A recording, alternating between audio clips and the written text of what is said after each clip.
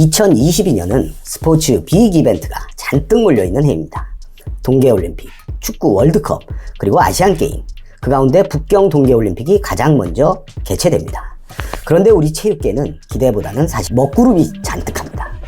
전통적 효자 종목은 내홍으로 최상의 컨디션을 유지하기 어려웠고, 유망 종목들은 더딘 세대 교체에 마음만 다급합니다.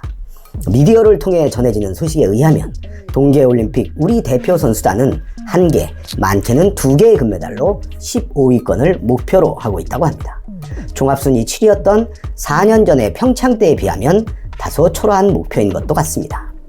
과연 이번 북경에서는 애국가를 들을 수 있을까요? 쇼트트랙이 있는데 왜 금메달 걱정을 하냐? 라고 하실 수도 있습니다. 그런데 내용을 들여다보면 아하, 그래서 걱정이구나 라는 말이 절로 나옵니다. 우선 이 종목에서 금메달에 가장 근접한 선수는 최민정 선수입니다. 중장거리가 주 종목인 최민정 선수. 최근에 어떤 일이 있었는지 다들 잘 아시죠? 대표팀 에이스였던 심석희의 문자 파문이 있었습니다. 게다가 고위 충돌 의혹까지 불거졌습니다.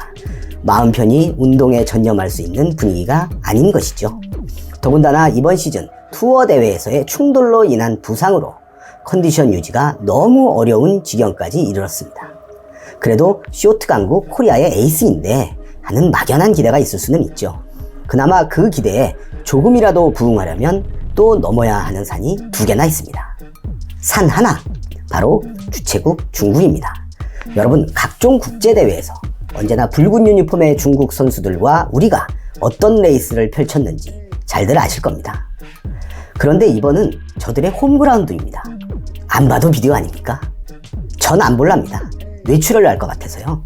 산 둘, 최민정의 출전 종목에서 최근 두각을 나타내는 라이벌 선수, 바로 네덜란드의 수잔 슐팅의 존재입니다. 슐팅은 이번 시즌 절정의 기량을 뽐내며 여자부 전 종목 우승을 차지하기도 했습니다. 그래도 선수단은 한두 개 노려볼 만한 금메달에 최민정을 당사자로 예상하고 있습니다. 너무도 귀할 것 같은 올 북경 하늘 아래 애국가, 그나마 최민정을 바라다 봅니다.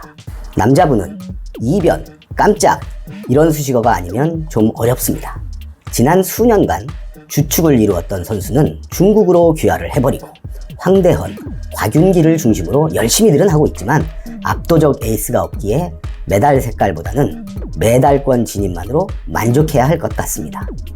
밴쿠버와 소치의 김연아, 이제 그녀는 우리 곁에 없습니다. 그녀의 후배들은 그동안 그녀가 되지 못했습니다. 여자 피겨의 유영 선수가 출전권을 거머쥐기는 했지만 현실적으로 메달권 접근은 어렵습니다. 이미 탑 클래스 선수들은 여자도 4회전 점프를 소화하고 있습니다. 우리는 그나마 3회전 반인 트리플 악셀을 시도할 수 있는 유일한 선수가 바로 유영입니다. 그냥 즐기셨으면 합니다. 남자 피겨는 평창 스타 차준환이 참가하겠죠.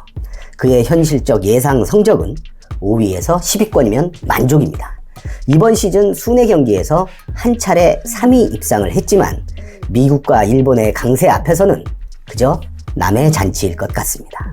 우리가 희망하는 한두 개의 금메달 중 하나를 차지할 확률이 가장 높은 선수는 바로 스노보드 종목의 배추보이 이상호입니다. 어려서 강원도 고랭지 배추밭을 갈아서 만든 눈밭에서 연습을 했다고 해서 붙여진 별명입니다. 4년 전 평창에서는 아무도 기대 안 했던 은메달을 목에 걸어 우리가 저런 것도 잘해? 하게 했던 그가 지난 4년간의 성장세 속에서 현재는 종목 세계 랭킹 1위에 올라 있습니다.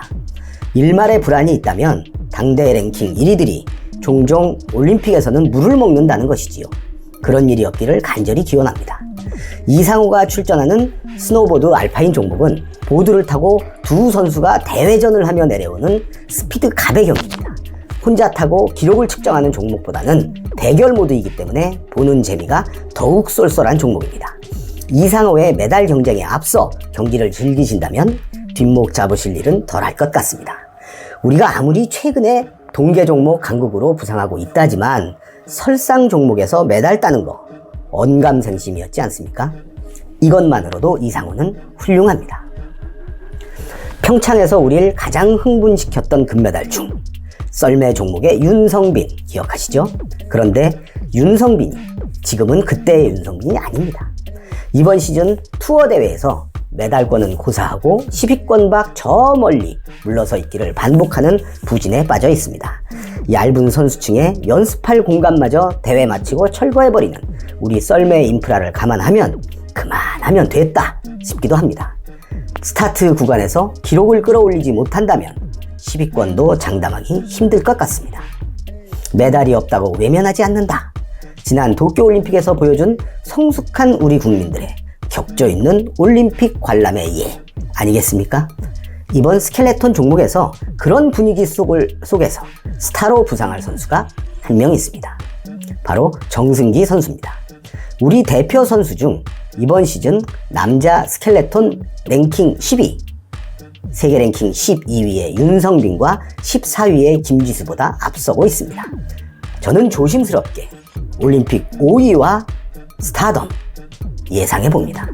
정승기 화이팅! 이번에는 스피드 스케이팅입니다.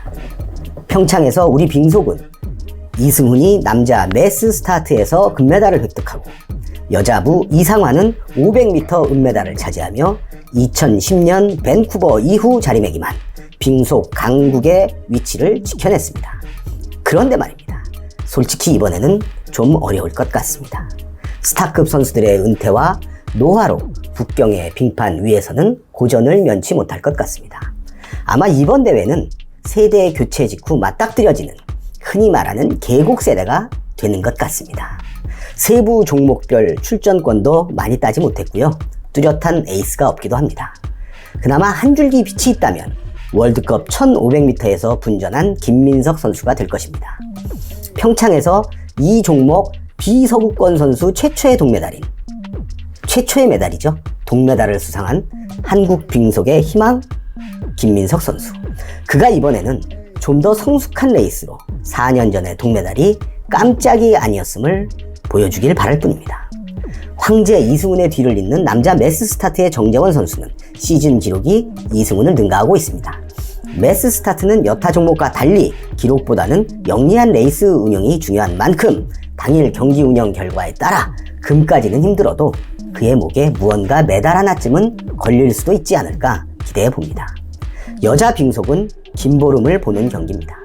평창에서 왕따 논란 등으로 마음고생을 많이 했는데 상당 부분이 오히려 가해자가 아닌 피해자였다는 거 아닙니까? 그녀의 한 매치 레이스를 기대해 봅니다. 마지막으로 여자 컬링의 팀킴입니다. 아마도 평창 최고의 스타 아니었나 싶습니다. 이후는 잘 아시는 바와 같이 컬링계의 독재자 김경두 일가의 횡포를 폭로하고 소속팀을 옮겨야 했고 협회장은 소송을 거치고 나서야 겨우 회장직을 유지하고 한마디로 마음 편히 영미를 외칠 수 없었던 암흑기가 있었죠.